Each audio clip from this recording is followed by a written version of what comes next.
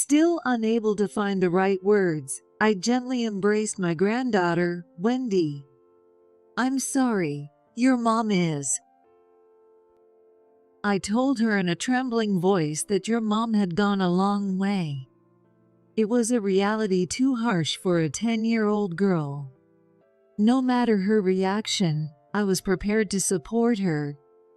When Wendy learned what had happened to her mom, she suddenly smashed the photo frame in the living room.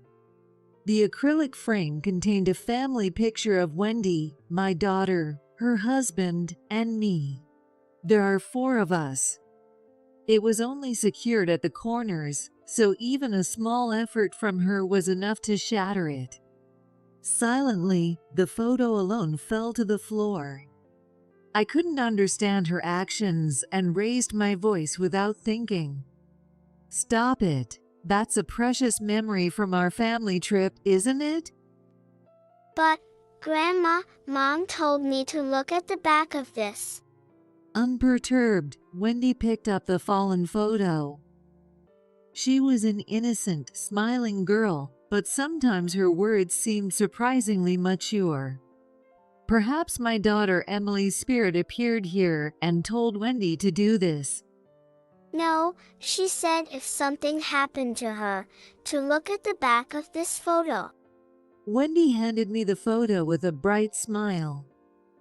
I looked at the picture, not knowing what it was about. My name is Anne. Until recently, I was the president of a clothing brand. When I thought back to a few months ago during Saturday lunchtime at my usual diner, it was a chilly, rainy day in early spring. I'm thinking of retiring from the president. On my 67th birthday, Emily had strongly opposed it. I had always been there to advise her, and I was proud to be her understanding confidant. And I believed she was mine, so her reaction surprised me. Emily, a new era and trends are created by the new generation. But, Mom, you still. I want to leave my company in your hands. It will get even better that way, I assured her with a confident gaze. I knew she had the knack for spotting trends. All right, Mom, it's your cherished company. I'll make sure it grows even bigger. Her enthusiastic demeanor reminded me of my husband, who had passed away early. When the company was just starting, he was full of determination. "I will definitely make you happy." Then, right after Emily was born and I was savoring our happiness, he died in an accident. The loss came so suddenly I couldn't even feel sad, just blamed myself. But then, there was Emily. I had to protect and raise her, which spurred me on. Without Emily, I wouldn't have made it this far. Raising a daughter on my own while managing a business, I lived my life to the fullest. I was relieved I could get her through college. Her once dependable small back was now slightly taller and more reliable than mine. Now, Emily is dedicatedly pushing our company forward every day. She still consults me about anything uncertain or troubling her. Today, she called me for lunch to discuss her concerns about our relationship with a rival company. Mom, sorry to keep you waiting. Have you ordered yet? I'm just deciding now. As we both looked over the menu, we finished ordering through the touchscreen installed at the table.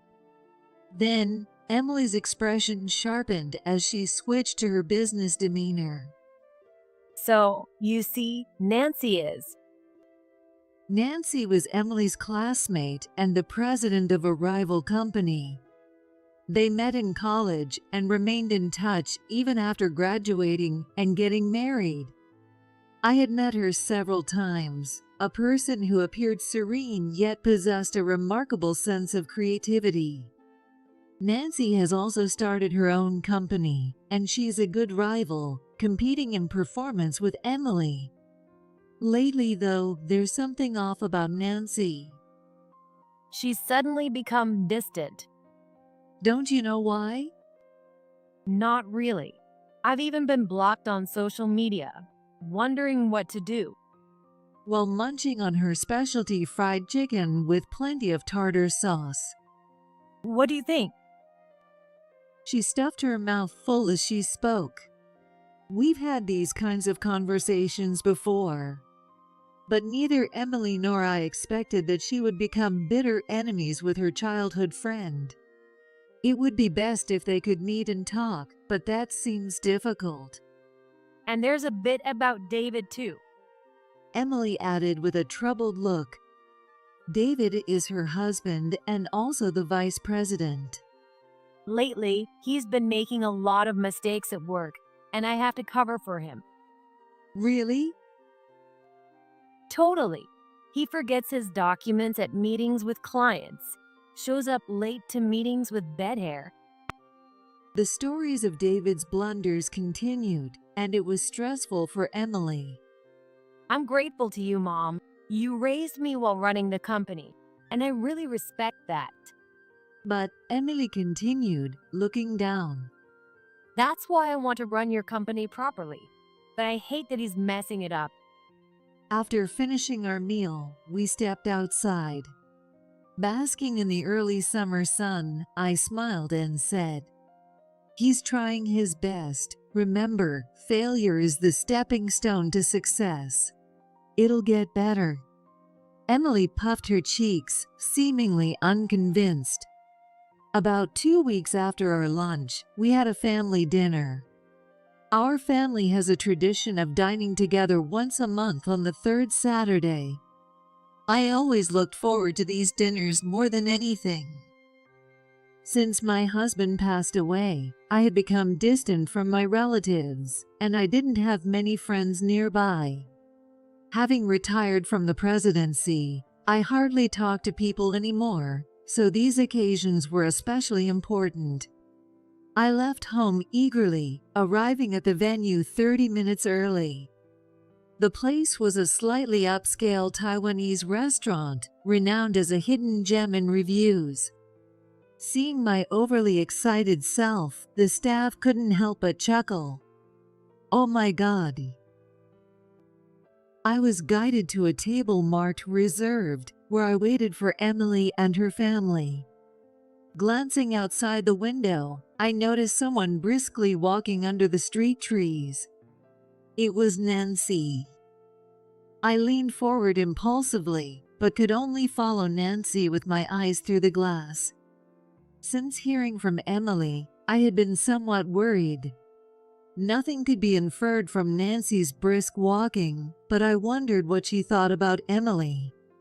As fellow business owners, shouldn't they have things in common? I had few friends in similar positions, but I rarely had fallouts with them. Therefore, it was hard for me to empathize with Nancy's feelings or Emily's.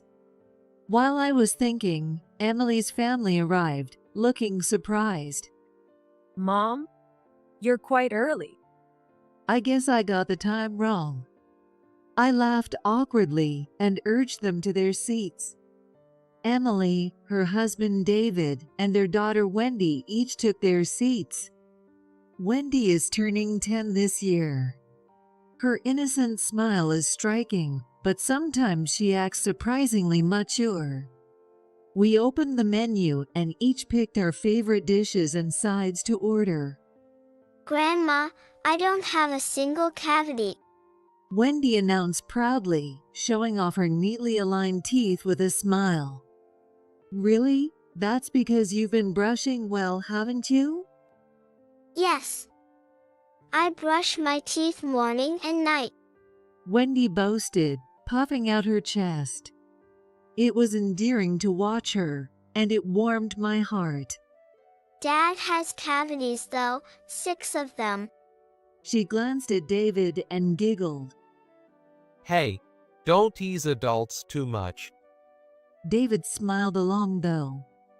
I had heard he'd been making some mistakes at work and wondered if he might be feeling down. But he seemed cheerful throughout. and there was no sign of trouble between him and Emily. They were chatting happily. Dad, you should brush properly too. I do. I even use an electric toothbrush. Their light-hearted banter brought smiles to all three, making it a joyful family moment. Maybe Emily's concerns weren't as serious as I thought. Soon after, our food arrived. The table was set with dishes for 4, along with various other dishes. Eat up, everyone.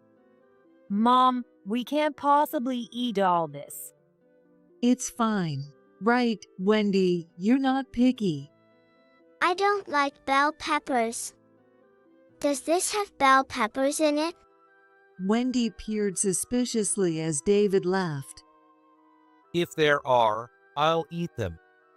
But you don't like bell peppers either. I know. Called out by his daughter, David and Emily both burst into laughter, revealing a side of him I hadn't seen. No, that's not true. David chuckled sheepishly and began eating his noodle. Amid the cheerful atmosphere, I glanced around the restaurant. Perhaps because it was lunchtime, the place was bustling with customers. Staff were busy setting tables and guiding diners. In the kitchen, pans were sizzling as dish after dish was prepared. A hefty chef who seemed to be in charge shouted, "Table 7, Xiao Long Bao." A waitress swiftly carried the dish out, eager to serve it hot. It's a nice place. The food is delicious. I sipped some dim sum soup and commented, Yes, and the atmosphere is great. But still, I think my wife's cooking is the best. Stop it. What are you saying? Emily laughed, a bit embarrassed but clearly pleased. It was a heartwarming moment until Wendy spoke up. Liar. What? In an instant, the adults froze. The bustle of the restaurant seemed to fade away, and an eerie silence fell over us. The 3 adults stared at Wendy. Wendy, what did you just say? While forcing a smile, I asked Wendy. I said Dad was a liar because Dad always leaves Mom's cooking. No, that's not it. It's because I snack too much before dinner. Wendy looked at me skeptically as I awkwardly tried to explain. But her expression quickly changed back to one of innocence, and she burst into laughter. Really? Dad, that's not good. That's right, Wendy's been patient. From now on, no snacks for Dad. Oh, come on, that's not fair. Laughter filled the air, and the 3 of us were smiling again. Before we knew it, the sounds around us became audible again, and the lively atmosphere seemed to return. After dessert, which was almond jelly, we ended our meal without incident. As we were leaving, I lingered a bit to say goodbye to Emily's family. Grandma, thanks for the dinner today. Bye-bye. See you, Wendy. She waved her little hand vigorously and ran off in the opposite direction I was going. What was with Wendy I saw today? Both Emily and David just laughed it off, saying, "She's always like that," which also worried me. Mom, see you next month. We'll treat you next time. With those words, the 2 disappeared into the crowd with Wendy. It was a fun and enjoyable meal as usual, and I felt the usual pang of sadness at parting. But something nagging at me felt like a splinter had formed. Although Emily and I said, "See you next month," it was unexpectedly betrayed. Just a few days after our meal, Emily was in a car accident. I rushed to the hospital, but it was too late. She was only 38. I can't believe it. Why? Emily lay on the hospital bed, her eyes firmly closed. David had come out to the hallway soon after arriving, and I could hear his sobs, which were not my imagination. Both David and I were engulfed in grief and could not speak for a while. David, who regained his composure first, came up to me with a tear-streaked face. I'm sorry, I have a meeting soon. Could you pick up Wendy for me? Oh, you have a meeting. And I think I'll be busy and away from home for a while, so I'd like you to take care of Wendy. I simply replied, okay, and watched David leave. The suddenness of it all left me in a daze.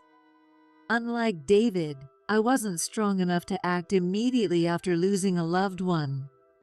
The days I spent with my daughter flashed through my mind in an instant, almost missing Wendy in them. Wendy should be getting out of school about now, and she doesn't know about this yet. How should I tell her about her mom's death? I headed to Emily's house. Using the spare key from the mailbox to enter, I started preparing to take care of Wendy. Soon after, Wendy came home. Grandma. She must have sensed something from seeing me. Dropping her pastel-colored backpack in the living room, she came closer. The innocent smile that was so characteristic was gone, and she looked at me curiously. Still unable to find the right words, I gently embraced Wendy. Wendy, I'm sorry. Your mom, well. I told her in a trembling voice that your mom had gone a long way. It was a reality too harsh for a 10-year-old girl. No matter her reaction, I was ready to support her. However, Wendy slipped out of my arms and picked up a photo frame displayed in the living room. The acrylic frame contained a family picture of Wendy, my daughter, her husband, and me. There are 4 of us. Wendy? Just as I thought she was staring intently, suddenly Wendy broke the frame. The frame, held together only at the corners, easily came apart with a little force from her young hands. Just like that, the photo fell to the floor. Unable to understand her actions, I inadvertently raised my voice.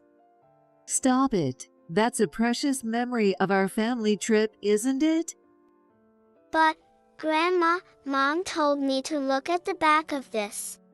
Wendy, undisturbed, picked up the fallen photo. Could it be that Emily's spirit appeared here and told Wendy to do this?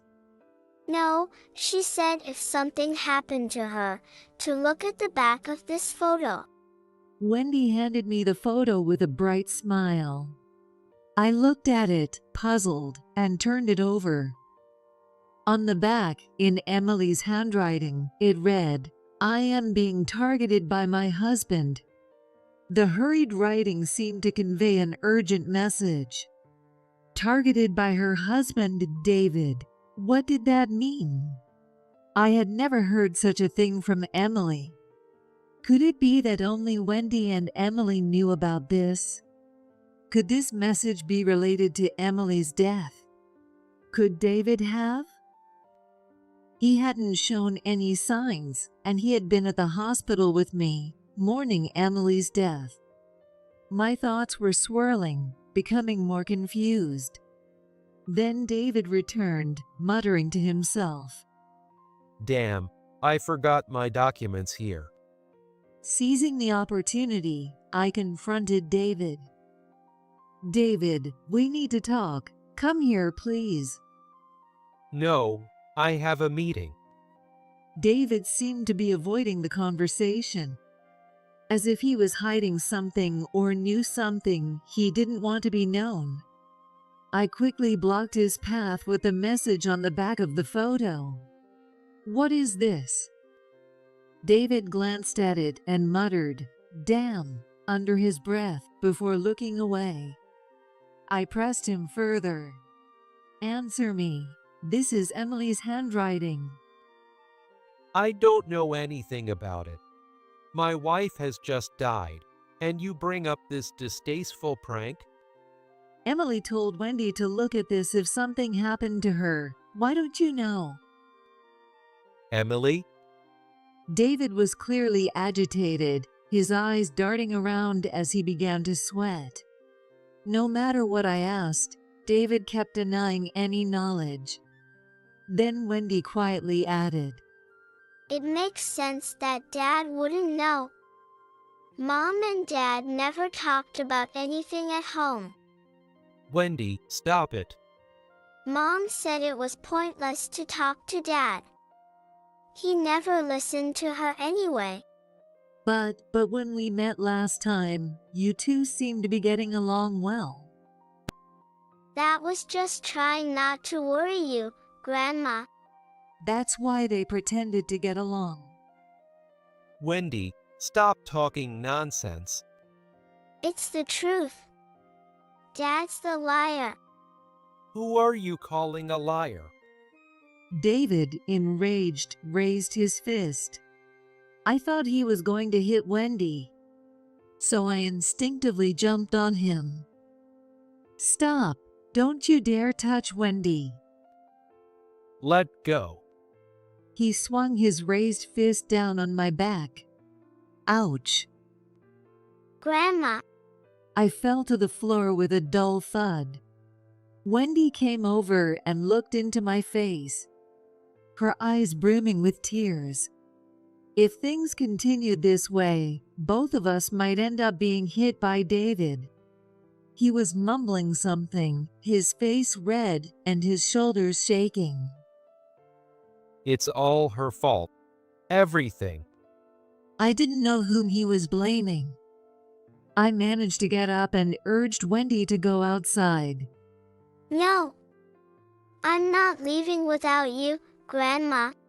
Tears finally spilled from Wendy's eyes. She clung to me crying, while David continued to mutter to himself. Holding my aching back, I crawled toward the entrance. Noticing this, David shouted, "You're not getting away," as he picked up a pair of scissors and started to chase us. We were just a few steps from the door, but it wasn't enough. "Help!" I shouted as I shielded Wendy. That was when it happened. The door suddenly opened and someone burst in. No. With a mighty yell, Nancy appeared. Using her business bag as a shield, she charged at David and pushed him back. David stumbled and fell to the floor.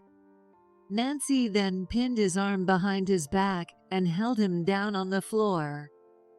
Give it up. I've called the police. What have you done to them? Ouch. Who the hell are you? Taken aback by the unexpected arrival, both Wendy and I were shocked. "Nancy, why are you here?" Oh, Anne, long time no see. Emily asked me to look after you too. Nancy explained that she had made a promise to Emily. It was when Nancy's company was struggling, and she had consulted Emily about management strategies. Following Emily's advice had gradually improved her business. In gratitude, Nancy had told Emily to call on her if she ever needed help. Well then, if something happens to me, please take care of Wendy and my mom. Although Nancy didn't fully understand at the time, she had always kept that promise in mind. I knew Emily had a way of foreseeing things. So I believed that something might happen eventually, though I hoped it wouldn't. Nancy chuckled wryly. That's why I started investigating what was going on around Emily. As the investigation by a private detective progressed, concerns about David began to arise. Initially, since he was Emily's husband, it wasn't unusual to think he might be involved in some related matters. But then, it became clear that there was something abnormally wrong. "What do you mean?" You must be aware that he had Emily cover for his mistakes at work. Of course, I knew that. But what does that have to do with this? David groaned in frustration and exclaimed, "It's all her fault." Emily was always helping me, meddling unnecessarily. It was annoying. Annoying? You felt that way? My self-esteem was damaged. I am the vice president, after all. Unbelievably, David harbored resentment towards Emily. And from that resentment, he had been planning to take over the company. Exposed, David started ranting nonsensically. Nancy firmly restrained him. David continued to rave. Today's car accident was a coincidence. I thought it was lucky. I saw it as a chance to take over the company. How can that be? You were crying in the hospital. I clearly heard David sobbing. Was that also his act? Acting? No, those were tears of joy. Far from mourning Emily's death, he was internally delighted at the opportunity to take over the company and cried tears for that reason. David's nature was utterly twisted. I was too shocked to speak, but Wendy clearly stated, He's the worst. He's not my dad. Just then, the sound of a police car arriving could be heard. Through the open front door, a robust police officer entered, followed by a slender middle-aged officer for support. David was subdued by the robust officer and dragged away. Beside that, we explained the situation to the middle-aged officer. By the way, Nancy, that was quite the charge. Well, I did karate as a kid. Shortly after, the police officer cautioned her, "Please avoid dangerous actions." Wendy and I ended up living together. Emily's funeral received condolence messages from business associates and her friends, and Nancy also attended the ceremony. I truly felt it was good that we could send off my daughter together. After the interrogation by the police, I saw David again a few days later, and he looked haggard. A large bruise had formed on my back where he had hit me. On Nancy's advice, I went to the hospital, got a medical report, and submitted it where necessary. Whether it was because of that or not, David was eventually convicted of assault. I imagine he's in prison now. I decided to legally adopt Wendy and raise her myself. With everything that happened, I felt drained of both physical and mental energy. But I can't afford to fall apart for Wendy's sake. I must protect this child left by Emily. I'll try to hang in there a little longer. I whispered to myself as I watched Wendy's sleeping face. After the funeral, Nancy invited me for tea, and we went to a chic cafe near the station. There, Nancy confessed that she hadn't genuinely disliked Emily. Embarrassing to admit, but I was jealous of Emily. Jealous? Why? I realized that no matter how hard I tried, I could never beat Emily. Nancy confessed after discussing business strategies, which confirmed her feelings. I was jealous and frustrated, and I ended up blocking her on social media to distance myself. She continued, taking a sip of her latte before adding, But really, deep down I respected Emily. Nancy said this with a hint of sadness. Perhaps somewhere in her heart, she regretted blocking Emily on social media. If I had known it would come to this, I honestly wish I had reconciled with her. For Nancy, Emily was a rival but also someone worthy of respect. Nancy, thank you for being a friend to Emily, I said, to which Nancy smiled shyly. Then, the conversation shifted to what would happen with my company. With both the president and the vice president gone, rebuilding the company would be difficult. I was temporarily managing some parts, but I couldn't continue for long. I was considering transferring ownership and letting go of the company. Please let me do it. Nancy suddenly offered it, and I almost spit out my coffee in surprise. I hadn't expected Nancy to say that.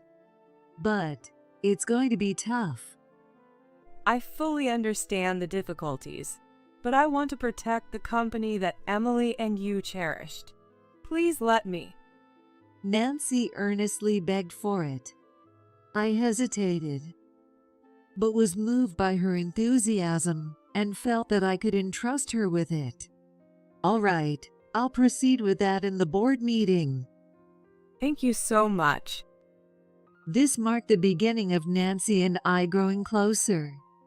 In the months that followed, we often dined together, and I came to think of her like a daughter. Meanwhile, Wendy, though separated from her parents, didn't seem much bothered about her father. She had somewhat come to terms with her mother's death over these months.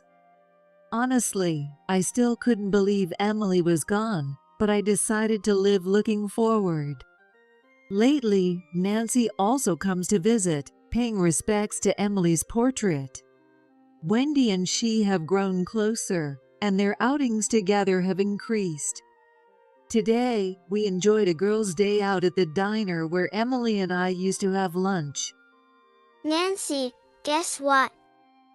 I don't have a single cavity. Wendy proudly boasted. I couldn't help but hope for such peaceful days to continue.